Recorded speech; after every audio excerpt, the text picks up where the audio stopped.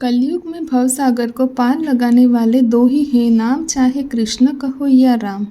रामदूत हनुमान जी इन दोनों के ही सेवक हैं। ये दो नहीं, असल में एक ही है।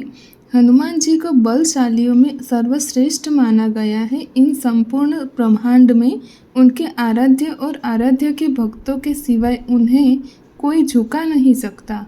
आओ जानते हैं महावीर हनुमान जी के बारे में आश्चर्यजनक बातें जो आप नहीं जानते होंगे। जैसे कि हनुमान जी प्रमुख देव क्यों हैं? क्या हनुमान जी अभी भी धरती पर है?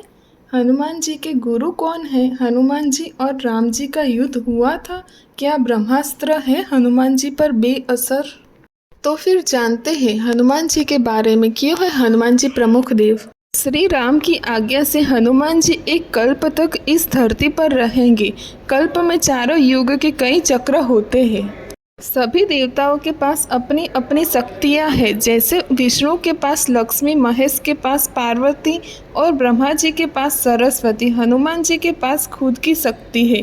वे खुद की शक्ति से संचालित होते हैं।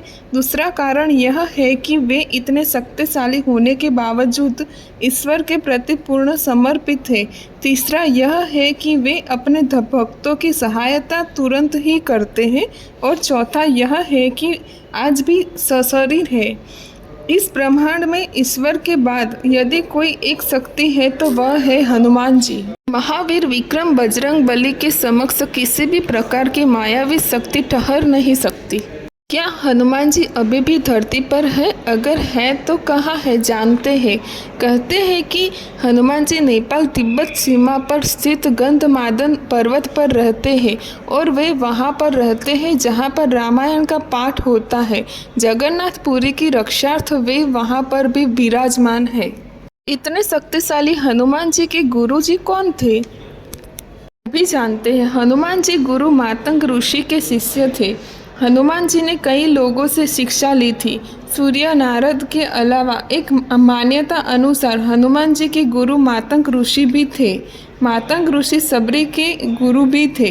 कहते हैं कि मातंग ऋषि के आश्रम में ही हनुमान जी का जन्म हुआ था। हनुमान जी और राम जी के बीच में क्या सच में युद्ध हुआ था? तो फिर जानते हैं मित्रों। किंवदंती अनुसार भगवान राम का अपने भक्त हनुमान से युद्ध भी हुआ था। गुरु विश्वामित्र के निर्देशानुसार भगवान राम को राजा ययाति को मारना था। राजा ययाति ने हनुमान जी से शरण मांगी। हनुमान जी ने राजा ययाति को वचन दे दिया। हनुमान जी ने किसी तरह के अस्त्र शस्त्र से लड़ने के बजाय भगवान राम का नाम जपना शुरू कर दिया।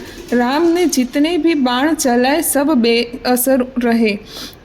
विश्वामित्र हनुमान जी की श्रद्धा भक्ति देखकर हैरान रह गए और भगवान राम को इस धर्म संकट से मुक्ति दिलाई। क्या सच में ब्रह्मास्त्र भी हनुमान जी पर बेअसर है?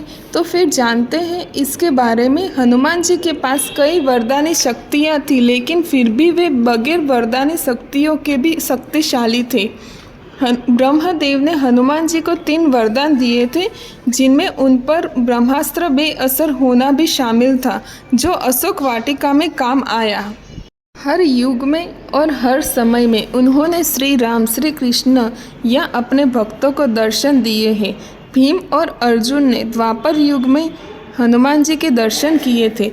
वहीं कलयुग में तुलसीदास जी ने, समर्थ रामदास, भक्त माधव दास, नीम करोली बाबा, राघवेंद्र स्वामी आदि कई लोगों ने उनके साक्षात दर्शन किए हुए हैं। ओम रामदूताय विद्महे कपिराजाय धीमहि।